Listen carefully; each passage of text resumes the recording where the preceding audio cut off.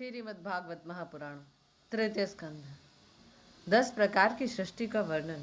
विदुर जी ने कहा, मुनिवर, भगवान नारायण के अंतर्ध्यान हो जाने पर संपूर्ण लोकों के पितामह ब्रह्मा जी ने अपने देह और मन से कितने प्रकार की सृष्टि उत्पन्न की।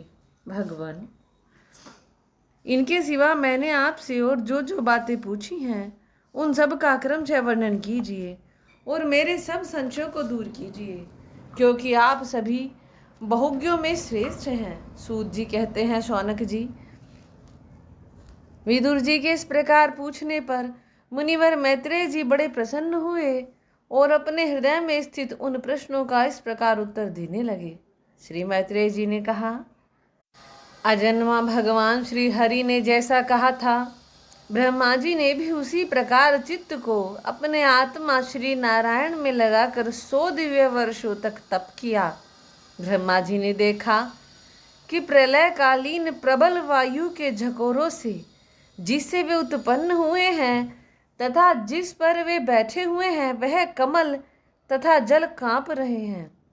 प्रबल तपस्या एवं हृदय में स्थित आत्मज्ञान से उनका विज्ञान बल बढ़ गया और उन्होंने जल के साथ वायु को पी लिया।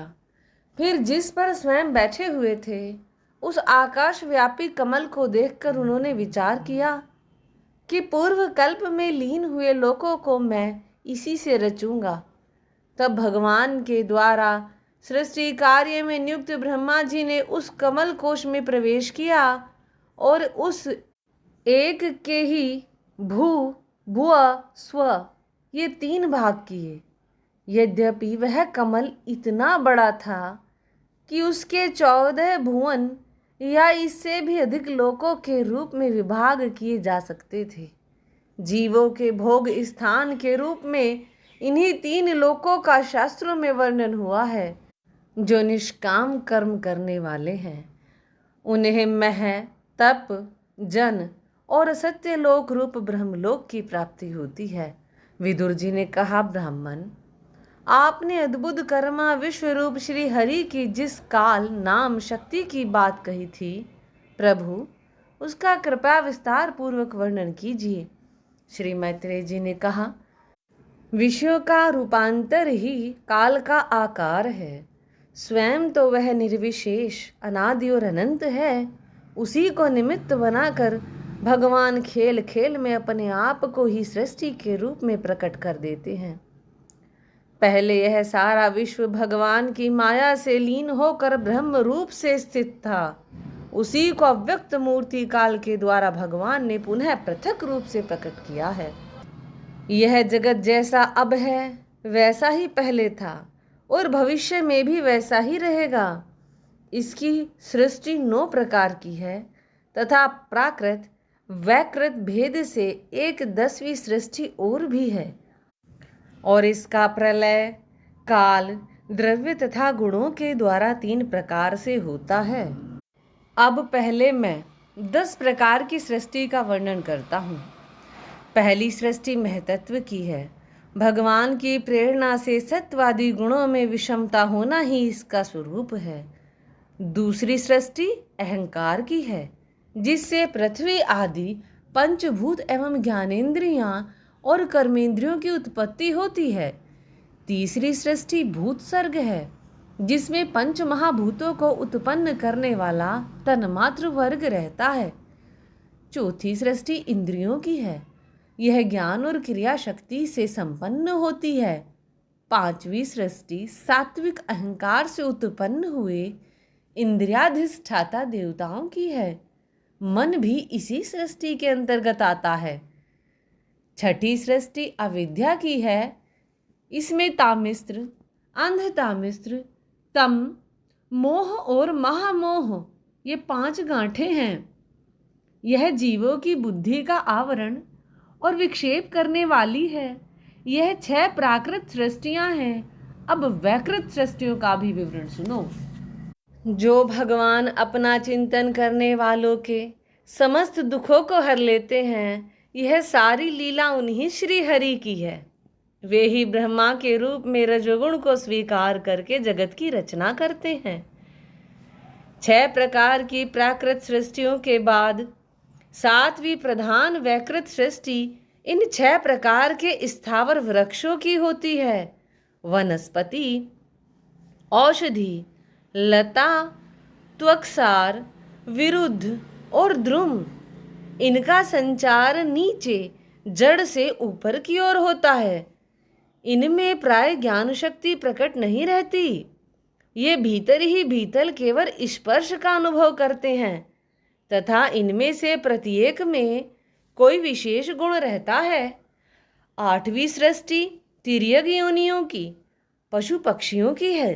वह 28 प्रकार की मानी जाती है। इन्हें काल का ज्ञान नहीं होता। तमोगुण की अधिकता के कारण ये केवल खाना पीना, मैथुन करना, सोना आदि ही जानते हैं। इन्हें सूंघने मात्र से वस्तुओं का ज्ञान हो जाता है। इनके हृदय में विचार शक्ति या दूरदर्शिता नहीं होती। साधु श्रेष्ठ, इन तिर्यकों में गौ, बकरा, भैंसा, कृष्ण मृग, सूअर, नीलगाय, रुरु नाम का मृग, भेड़ और ऊंट ये द्विशफ 2 खुरों वाले पशु कहलाते हैं। गधा, घोड़ा, खच्चर, गौर मृग, शरफ और चमरी ये 1 शफ 1 खुर वाले हैं। अब 5 नख वाले पशु पक्षियों के नाम सुनो। कुत्ता, गीदड़, भेड़िया, बाघ, बिलाव, खरगोश, साही, सिंह, बंदर, हाथी, कछुआ, गोह और मगर आदि पशु हैं। कंक, बगुला, गिद्ध, बटेर, बाज, भांस, भल्लूक, मोर, हंस, सारस, चकवा, कौआ और उल्लू आदि उड़ने वाले जीव पक्षी कहलाते हैं। विदुर जी, 9वीं सृष्टि मनुष्य की है। यह एक ही प्रकार की है। इसके आहार का प्रवाह ऊपर मुंह से नीचे की ओर होता है। मनुष्य रजोगुण प्रधान, कर्म परायण और दुखरूप विषयों में ही सुख मानने वाले होते हैं। स्थावर, पशु पक्षी और मनुष्य ये तीनों प्रकार की सृष्टियां तथा आगे कहा जाने वाला देव सर्ग वैकृत सृष्टि है तथा जो महतत्व आदि रूप वैकारिक देव सर्ग है उसकी गणना पहले प्राकृत सृष्टि में की जा चुकी है। इनके अतिरिक्त सनत कुमार आदि ऋषियों का जो कुमार सर्ग है वह प्राकृत वैकृत दोनों प्रकार का है। देवता, पितर, असुर, गंधर्व, अप्सरा, यक्ष, राक्षस, सिद्ध, चारण, विद्याधर, भूत, प्रेत, पिशाच और किन्नर, किम पुरुष, अश्वमुख आदि भेद से देव सृष्टि 8 प्रकार की है। विदुर जी, इस प्रकार जगत कर्ता श्री ब्रह्मा जी की रची हुई यह 10 प्रकार की सृष्टि मैंने तुमसे कही। अब आगे मैं वंश और मनवंतर आदि का वर्णन करूंगा। इस प्रकार सृष्टि करने वाले सत्य संकल्प भगवान हरि ही ब्रह्मा के रूप से प्रत्येक कल्प के आदि में रजोगुण से व्याप्त होकर स्वयं ही जगत के रूप में अपनी ही रचना करते हैं। श्रीमद् भागवत महापुराण की जय। श्री कृष्ण भगवान की जय। श्रीमन राधे राधे। जो भक्तजन श्रीमद् भागवत महापुराण कथा अमृत रस का पान कर रहे हैं, निरंतर सुनने के लिए लाइक, शेयर, सब्सक्राइब करें।